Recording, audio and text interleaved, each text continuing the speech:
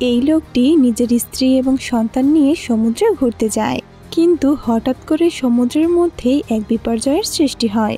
এক রাতের মধ্যেই সমুদ্রের পানি গায়েব হয়ে যায়, পুরো বিশ্বের মেরু বদলে যায়। মানে যেসব স্থানে পানি ছিল সেগুলো শুকিয়ে গেছে, আর যেগুলো শুকনো ছিল সেগুলো সমুদ্রে পরিণত হয়ে গেছে। লোকটি মনে করছিল এই পৃথিবীতে শুধুমাত্র তারা 4 জন বেঁচে আছে, কিন্তু এর মধ্যেই এক রহস্যময় লোক তাদের দিকে ফিরে আসে। সেই সঙ্গে ফিরে আসে অনেকগুলো সামুদ্রিক কাঁকড়া। তাহলে এই ভয়ানক পৃথিবীতে কি তারা সার্ভাইভ করতে পারবে, নাকি এই রহস্যময় লোক এবং কাঁকড়ার কাছে নিজেদেরকে বিলিয়ে দিবে? আপনি এই পর্যন্ত যতগুলো সার্ভাইভাল মুভি দেখেছেন তার থেকে সেরা একটি মুভি হতে চলেছে এটি। তো বন্ধুরা, আর বেশি কথা না বলে চলুন সরাসরি গল্পটা শুরু করা যাক। মুভির শুরুতেই ক্যারিবিয়ান সমুদ্রের মধ্যে একটি বোট দেখানো হয়। এই বোটে একটি পরিবার আছে। এই পরিবারের প্রধান হলো টম এবং জুলিয়া। তাদের এক ছেলে এবং এক মেয়ে আছে। ছেলের নাম বেন এবং মেয়ের নাম ক্যাসি। টম নিজের ছেলেকে সমুদ্রে মাছ ধরানোর শিক্ষা দিচ্ছিল, আর জুলিয়া সাঁতার কাটতে ডুব দিয়েছে। এরই মধ্যে বোটে লাগানো কম্পাসটি দেখানো হয়, যেটি হঠাৎ করে ঘুরতে শুরু করে। আর জুলিয়া সমুদ্রের স্রোতের পানির পরিবর্তন লক্ষ্য করে। তার কাছে সমুদ্র আজ অদ্ভুত রকমের লাগছিল। প্রথমে সে ভাবে এটা ভ্রম হতে পারে, কিন্তু পরবর্তীতে সে দেখতে পায় সে পানির মধ্যে ডুবে যাচ্ছে। স্রোতের পরিবর্তনের কারণে এরকম হচ্ছে। সে এই অবস্থায় ক্যাসিকে ডাক দেয়, কিন্তু ক্যাসি কানে হেডফোন লাগিয়ে গান শুনছিল। তখন টম তার আওয়াজ শুনতে পায় আর বোটটি তার কাছে নিয়ে যায় এবং সে নেমে তাকে উপরে নিয়ে আসে। এতে করে টম অনেক রেগে যায় আর তাকে বলে, আমি তোমাকে কতবার বলেছি সাঁতার কাটতে যাওয়ার আগে কাউকে জানিয়ে যাওয়াটা কতটা জরুরি। পরবর্তী সিনে আমাদেরকে রাতের দৃশ্য দেখানো হয়। আজকে বেনের জন্মদিন, যে কারণে তারা সমুদ্রে ঘুরতে এসেছে। তখনই ক্যাসির বয়ফ্রেন্ড তাকে কল করে আর সে কথা বলার জন্য বাইরে চলে যায়।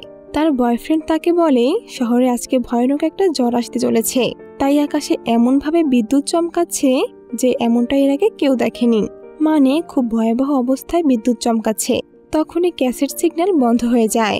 সে বাবা মাকে এই খবরটা দেওয়ার জন্য দৌড়ে আসে। তার কথা শুনে টম বোটের দিক পরিবর্তন করে কিউবার বন্দরের দিকে নিয়ে যায়, আর তারা সতর্কতা অবলম্বন করতে থাকে, কারণ সেখান থেকে কিউবার বন্দর মাত্র 5 মাইল দূরে ছিল। আর এখান থেকে তারা তিমির আওয়াজ শুনতে পায়। তখন বাইরে আসে তিমি দেখার জন্য। তখনই একটা বড় তিমি এসে তাদের বোটে ধাক্কা খায়। সঙ্গে সঙ্গে বোটের ইঞ্জিন নষ্ট হয়ে যায়। যেহেতু টম ড্রাইভিং করতে পারত, তাই সে বোটের নিচে যায় কি হয়েছে তা দেখার জন্য। ফিরে আসার পর তার পিঠে একটা আঘাতের চিহ্ন পাওয়া যায়। সে জুলিয়াকে বলে বোটের একটি পাখা ভেঙে গেছে আর অপরটিও জ্যাম হয়ে গেছে, তাই তাদেরকে এখানে থেমে সাহায্যের জন্য অপেক্ষা করতে হবে। সে বলে আমাদের কাছে 4 দিনের খাবার আছে, আর আমরা সমুদ্রের মালবাহী যাতায়াতের মধ্যে আছি, তাই হয়তো 1-2 দিনের মধ্যেই আমাদেরকে কেউ সাহায্য করতে পারবে। আমরা সিগন্যাল পাঠাতে পারবো না, কারণ আমাদের রেডিও কাজ করছে না। কিছুক্ষণ পর বাইরে থেকে আবার অদ্ভুত আওয়াজ শুনতে পায়, আর তারা বাইরে গিয়ে দেখতে পায় আকাশ থেকে আগুনের গোলা পড়ছে। তাই টম দ্রুত বোটটি চালু করার চেষ্টা করে, কারণ একটি আগুনের গোলা তাদের দিকে ধেয়ে আসছিল, তাই বোটটি চালানোর দরকার ছিল।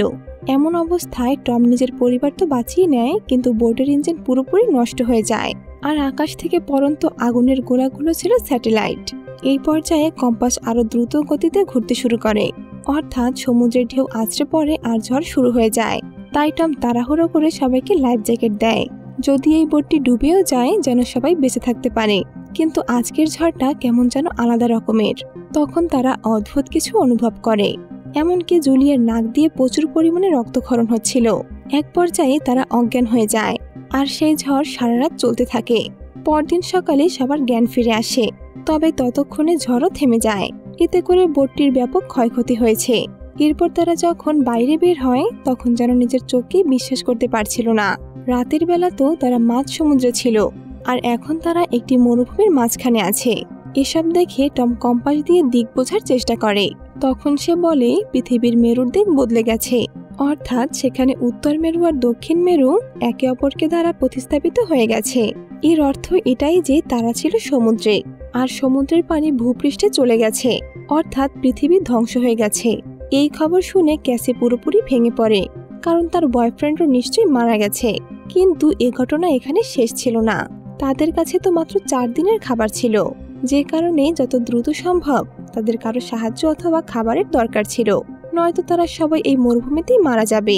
এদিকে টমের ছোট ছেলে বেন নিজের জন্মদিনের বেলুনগুলো একত্র করে আকাশে উড়াচ্ছিল, যাতে যদি কেউ তাদেরকে দূর থেকে দেখে তাহলে যেন তাদেরকে সাহায্য করার জন্য এখানে চলে আসে। অন্যদিকে টম রেডিওর মাধ্যমে কারোর সঙ্গে যোগাযোগ করার চেষ্টা করছে, আর তার যোগাযোগ হয় নোভা নামের একটি ছেলের সঙ্গে। নোভা বলে সে আর তার এক বন্ধু সাবমেরিন নিয়ে গভীর সমুদ্রে এক্সপ্লোর করছিল, কিন্তু মেরু বদলে যাওয়ার কারণে তার বন্ধু মারা যায়। এখন সে একাই বেঁচে আছে। আরো বলে সমুদ্রের পানি 5 দিনের মধ্যে ফিরে আসবে। আসলে আমার সাবমেরিনে অত্যাধুনিক প্রযুক্তি আছে, যা থেকে আমি এটা জানতে পেরেছি। অর্থাৎ এমন ঘটনা আজ থেকে প্রায় 7 লক্ষ বছর আগেও একবার ঘটেছিল। এই কারণে আমাদেরকে টিকিয়ে রাখার ব্যবস্থা করতে হবে। টম তাকে জিজ্ঞাসা করে, তোমার সাবমেরিনে কয়জন লোকের জায়গা আছে? যার উত্তরে নোভা বলে, এই সাবমেরিনটি 3 জন লোক বহন করতে পারে। যেহেতু আমার সঙ্গী মারা গেছে, তাই আমি আরো 2 জন লোককে বাঁচাতে পারবো। তাই জুলিয়া তাকে নিজের ছেলে এবং মেয়েকে বাঁচানোর জন্য অনুরোধ করে। সেই সঙ্গে তার লোকেশন জিজ্ঞাসা করে। সে এটাও বলে যে শুধুমাত্র ক্যাসি আর বেনকে তার লোকেশনে পাঠাবে। নোভা এতে রাজি হয়ে যায় আর তার লোকেশন জানিয়ে দেয়। টম তাকে বলে সেই সাবমেরিন তো এখান থেকে বহু দূরে, কাল সকালে যদি তারা বের হয় তাও 3 দিনের মতো সময় লাগবে। তবে সে এই বিষয়টি নিজের ছেলে মেয়েকে জানায় না। পরদিন সকালে সবকিছু প্যাক করে ওই লোকেশনের উদ্দেশ্যে বেরিয়ে পড়ে। কিন্তু তখনই টম বাইরে একটা কুকুরের আওয়াজ শুনতে পায়। দেখা যায় একটা লোক তার কুকুর নিয়ে টমের দিকেই আসছিল। সেই লোকটি ছিল খুবই অদ্ভুত রকমের, আর এমন একটা ধ্বংসযজ্ঞের মধ্যে সেই লোকটি একটি কুকুর নিয়ে সাধারণভাবে বেঁচে থাকা অবিশ্বাস্য। যাই হোক, টম সেই লোকটিকে দেখে তার দিকে এগিয়ে যায়, যাতে তাকে সেখান থেকে ফেরত দিতে পারে, কারণ তাদেরকে তো নোভার লোকেশনে যেতে হবে। এই জন্য সে ওই লোকটির কাছে গিয়ে পানি পান করায় আর তাকে জিজ্ঞেস করে সে এখানে কি করছে আর কিভাবে সে বেঁচে থাকলো। এখানে দেখা যায় সেই লোকটির কাছে এক রহস্যময় হাতিয়ার আছে। সেই লোকটিকে দেখে জুলিয়া তাদের দিকে এগিয়ে যায়, কিন্তু সে পানি পান করতে করতেই টমের উপরে আঘাত করে, যার ফলে টম নিচে পড়ে যায়। আর সেই লোকটি নিজের হাতিয়ার দিয়ে টমকে জায়গায় মেরে ফেলে। এসব দেখে জুলিয়া প্রচুর ভয় পেয়ে যায় আর বোটের দিকে ছুটে যায়। সেই লোকটি জুলিয়াকেও নিজের হাতিয়ার ছুঁড়ে মারে, যেটা তার কাঁধে গিয়ে লেগে যায়, কিন্তু দৌড়ে বোটের ভিতরে চলে যায় আর দরজাটি বন্ধ করে দেয়। এরপর সে ক্যাসিকে একটি ফ্লেয়ার গান দেয় আর তাদের দুজনকে লুকাতে বলে, এবং সে নিজেও একটা চাকু নিয়ে বোটের কেবিনের বাইরে চলে যায়। সেই লোকটিও দরজা ভেঙে ভেতরে যায় আর সবাইকে খুঁজতে শুরু করে, কিন্তু সেখানে জুলিয়া ছিল না, কারণ সে একটা গর্ত দিয়ে বাইরে বের হয়ে গেছে। জুলিয়া সেই লোকের হাত থেকে বেঁচে যায় ঠিকই, কিন্তু লোকটার কুকুর তাকে দেখে ফেলে। তাই জুলিয়া সেই কুকুরটিকে প্রাণে মেরে ফেলে আর নিজের ছেলে মেয়েকে বাঁচানোর জন্য এগিয়ে যায়। লোকটিও নিজের কুকুরের লাশ দেখে রাগান্বিত অবস্থায় জুলিয়াকে খুঁজতেছিল। ওইদিকে জুলিয়াও ক্যাসি আর বেনের কাছে পৌঁছে যায়, কিন্তু তখনই সেই লোকটি সেখানে চলে আসে আর তাকে প্রাণে মেরে ফেলার চেষ্টা করে। তবে সেই মুহূর্তে কেউ তার উপরে ফ্লেয়ার গান চালিয়ে বসে, যার ফলে বোটে আগুন ধরে যায়। তাই ক্যাসি আর বেন বাইরে বেরিয়ে আসে, কিন্তু জুলিয়াকে খাবার নিয়ে বাইরে বেরিয়ে আসতে হতো। তাই সে ব্যাগ উঠাতে যায়, কিন্তু সেই লোকটি তখনও জীবিত ছিল। এই মুহূর্তে জুলিয়া তাকে অজ্ঞান করে সেখান থেকে পালিয়ে যায়। তারপর তারা টমের লাশের কাছে যায় আর অঝরে কাঁদতে শুরু করে। তখনই জুলিয়া বোটের দিকে তাকায়, যেখানে লোকটি তখন জীবিত ছিল আর বোট থেকে বেরিয়ে আসে। এজন্য তারা সেখান থেকে পালানোর চেষ্টা করে। তখনই বোটে জোরে একটা বিস্ফোরণ হয়, যার ফলে বোটটি পুরোপুরি ধ্বংস হয়ে যায়। কয়েক ঘন্টা পালিয়ে থাকার পর তারা একটা জায়গায় আশ্রয় নেয়, কিন্তু তারা খুব ক্লান্ত ছিল। এখানে ক্যাসি জুলিয়াকে বলে ওই লোকটি নিশ্চয়ই ওই বেলুনগুলো দেখে তাদের কাছে এসেছিল, যেটা শুনে বেন নিজেকে তার বাবার মৃত্যুর জন্য দায়ী ভাবতে শুরু করে। তখন জুলিয়া তাকে এটা ভাবতে নিষেধ করে। এখন দ্রুতই রাত নামতে শুরু করেছে এবং তাদেরকে এগিয়ে যেতে হবে। তখনই সেই লোকটিকে দেখা যায় যে তাদের পিছনে ছিল। কিছু দূর যাওয়ার পর তারা একটা প্লেন দেখতে পায়, যেটা হয়তো বহু বছর আগে পানিতে ক্র্যাশ হয়েছে। আজকে রাতটা তারা এখানে থাকার পরিকল্পনা করে। রাতের বেলা ক্যাসি যখন ওয়াশরুমের কাজ সারার জন্য বাইরে আসে, তখন সে প্রতি মুহূর্তে চারিদিকে নজর রাখছিল, কিন্তু সে পাগল লোকটি তখনও সেখানে চলে আসে। সে যখনই ক্যাসিকে হামলা করতে যাবে, জুলিয়া তখন এসে হামলা শুরু করে আর তাকে মেরে ফেলে। পরের দিন যখন তারা এগিয়ে যেতে থাকে, সেখানে ওই পাগল লোকটার লাশ দেখতে পায়, যেটা খুবই বাজে অবস্থায় ছিল। আর এটা দেখে মনে হচ্ছে এখানে অন্য কোনো প্রাণীর অস্তিত্ব আছে। ওইদিকে জুলিয়া আর তার ছেলে মেয়েরা পায়ে হেঁটেই তাদের যাত্রার দিকে এগিয়ে যায়। তারা আস্তে আস্তে গন্তব্যের দিকে এগিয়ে যাচ্ছে, কিন্তু পিপাসার জন্য বেনের অবস্থা খারাপ হয়ে যাচ্ছিল। এমনকি সে পানি দেখে সেটা পান করতেও শুরু করে, কিন্তু জুলিয়া তাকে পানি পান করা থেকে থামিয়ে দেয়, কারণ সেগুলো ছিল সমুদ্রের পানি। যা পান করার ফলে তার মৃত্যু হতে পারে। এজন্য সে বেনকে একটা ইনজেকশন দিয়ে দেয়। আসলে জুলিয়া পেশায় একজন ডাক্তার ছিল। রাতে যখন তারা ঘুমিয়েছিল তখন জুলিয়া কোনো কিছুর আওয়াজ শুনতে পায়। জুলিয়া অনেক কাকড়া দেখতে পায়। এজন্য তারা পুনরায় পালানো শুরু করে। এই পর্যায়ে এসে তারা কয়েকজন লোক দেখতে পায় যারা মালবাহী জাহাজের কর্মী ছিল। তারা দৌড়ে যায় তাদের কাছে সাহায্যের আশায়, কিন্তু ওই লোকগুলো নিজেদেরকে একটা কন্টেইনারের মধ্যে লক করে নেয় আর জুলিয়ারা বাঁচার জন্য ওই কন্টেইনারের উপরে উঠে পড়ে। কিন্তু এরই মধ্যে জুলিয়ার পা আহত হয়ে যায় আর এইদিকে কন্টেইনারের ভেতরে কাকড়া ঢুকে যায়। ভেতরের মানুষগুলো তখন কাকড়াগুলো মারতে শুরু করে। তাদের কাছে বন্দুক ছিল অল্প আর কাকড়াগুলোর সংখ্যা এত বেশি ছিল যে তারা কাকড়ার সঙ্গে পেরেই উঠছিল না। জুলিয়ার পায়ে আঘাত লাগার কারণে সে অজ্ঞান হয়ে যায়। এরপর যখন তার জ্ঞান ফিরে আসে তখন সে দেখতে পায় সে সেখানে একাই আছে।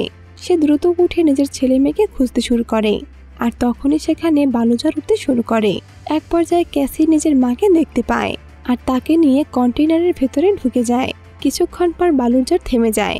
তারা আবারও সামনের দিকে এগিয়ে যাওয়ার সিদ্ধান্ত নেয়।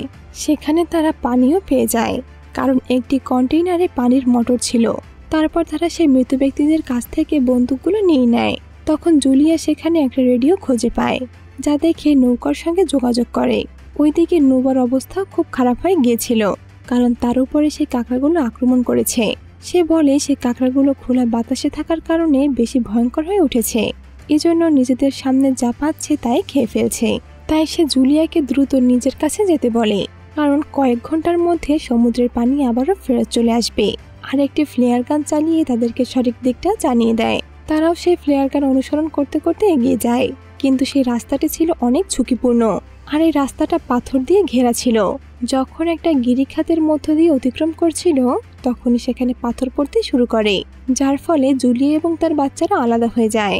জুলিয়া ক্যাসি আর বেনকে নোভার কাছে যেতে বলে আর নিজে সেখানেই ফেসে যায়, কারণ সেই পাথরটি এতটাই উঁচু ছিল যে পাথরের উপরে ওঠা তার একার পক্ষে সম্ভব না। এছাড়া তার পা আহত ছিল, কিন্তু ক্যাসি তার মাকে ছেড়ে যেতে চায় না। তবুও তাকে জুলিয়ার কথায় রাজি হতে হয়। এরপর তারা দুজনেই নোভার সাবমেরিন পর্যন্ত পৌঁছে যায়। নোভা তাদেরকে বলে এখন সে আর বাঁচতে পারবে না, তাই এখান থেকে তাদের দুজনকে এগিয়ে যেতে হবে। কিন্তু ক্যাসি নিজের মাকে ছেড়ে যেতে চায় না, আর এখন সাবমেরিনের মধ্যে তার মায়ের জায়গাও রয়েছে, এজন্য সে তাকে নিতে চলে আসে।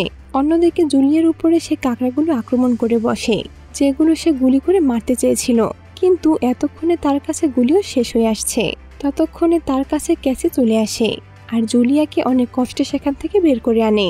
কিন্তু যখনই তারা সে সাবমেরিনের দিকে এগিয়ে যাচ্ছিল তখনই কাঁকড়াগুলো তাদের পিছু নেওয়া শুরু করে আর সাবমেরিনের ক্ষয়ক্ষতি করতে থাকে। কিন্তু তখনই তাদের নজর পানির উপরে পড়ে, যেগুলো আস্তে আস্তে ফিরে আসছে।